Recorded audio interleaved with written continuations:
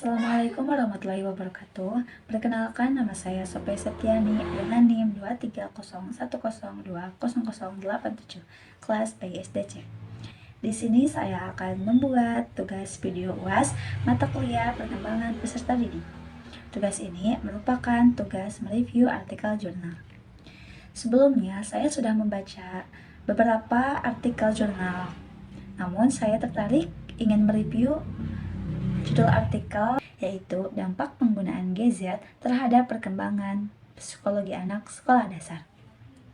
Dengan nama Jurnal Ilmiah Sekolah Dasar Volume 3 nomor 4. Dengan penulis Lailantus Sipa, Eka Saristianingsih, Joko Sulianto dari Universitas PGRI Semarang, Indonesia, tahun 2019. Langsung saja, yang pertama yaitu mengenai latar belakang. Latar belakang penelitian ini adalah untuk mengetahui apakah terdapat dampak yang ditimbulkan terhadap penggunaan gadget, baik dampak positif maupun dampak negatif, terhadap perkembangan mental anak usia sekolah dasar di SD, terutama di kelas 5. Yang kedua, mengenai tujuan penelitian. Tujuan penelitian ini adalah untuk mendeskripsikan dampak penggunaan gadget terhadap perkembangan psikologi anak sekolah dasar. Nah, kenapa saya mengambil judul artikel ini? Karena di zaman sekarang banyak sekali anak usia sekolah dasar sudah menggunakan gadget. Dan banyak sekali dampak positif yang mereka ambil dan juga banyak sekali dampak negatif yang mereka ambil. Lalu ada metode penelitian. Metode penelitian ini menggunakan pendekatan kualitatif, sehingga data yang dihasilkan berupa kata dan kalimat. Metode kualitatif digunakan untuk meneliti suatu kondisi objek bersifat alamiah. Peneliti sebagai instrumen kunci. Teknik pengumpulan data dilakukan secara trimulasi, yaitu mengenai observasi, wawancara, dan dokumentasi. Dan hasil penelitian kualitatif bersifat memahami makna, keunikan, mengkonstruksi fenomena, dan menemukan hipotesis. Jadi penelitian ini menggunakan metode kualitatif.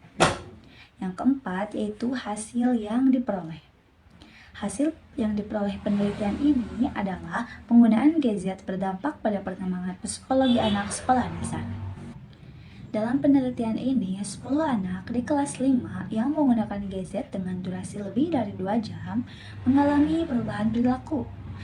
Dampak positif yang ditimbulkan yaitu anak mudah mencari informasi tentang pembelajaran dan memudahkan untuk berkomunikasi dengan teman. Namun, dampak negatif yang ditimbulkan dari gadget berpengaruh pada perkembangan psikologi anak, terutama aspek perubahan emosi dan perkembangan moral. Dalam pertumbuhan emosi, anak menggunakan gadget menjadi mudah marah, suka membangkang, menerukan tingkah laku dalam gadget, serta berbicara sendiri pada gadget. Sedangkan pengaruh terhadap perkembangan moral berdampak pada kedisiplinan. Anak menjadi malas melakukan apapun karena sering lama melihat gadget seperti itu.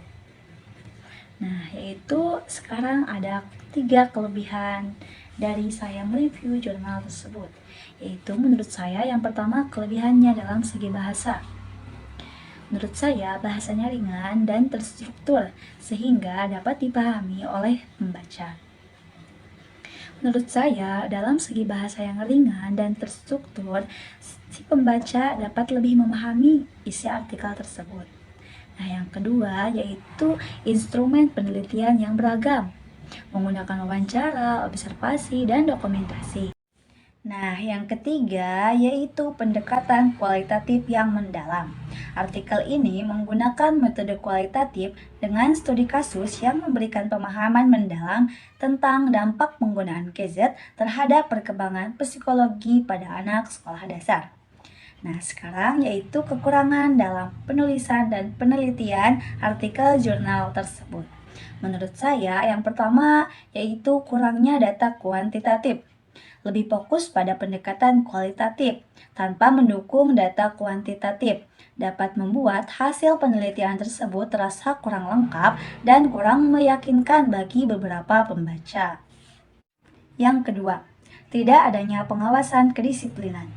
Penelitian tidak memperhatikan kedisiplinan anak yang terpengaruh oleh penggunaan gadget.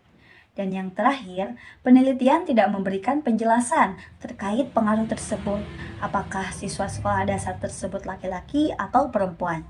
Karena dampak pengaruh gadget berbeda antara laki-laki dan perempuan. Nah, mungkin itu saja hasil review artikel jurnal saya. Kurang dan lebihnya saya mohon dimaafkan. Terima kasih. Wassalamualaikum warahmatullahi wabarakatuh.